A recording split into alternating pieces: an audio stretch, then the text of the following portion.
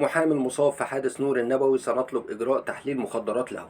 كشف المحامي عمرو القاضي محامي المصاب في حادث الفنان نور النبوي عن أنه قام بتحرير محضر بالأمس، وذلك بعد تخلي الفنان نور النبوي عن المصاب حسب قوله. وقال المحامي في مداخلة هاتفية ببرنامج كلام الناس اللي بتقدمه الإعلامية ياسمين عز عبر قناة MBC مصر: أستاذ نور بعد الحادث كلم 2 من مساعديه، والمساعدين قالوا هيدفعوا للمصاب 50,000 جنيه وتطورت ل 150,000 جنيه بعد ما عرفنا إن فترة العلاج هتمتد 6 شهور.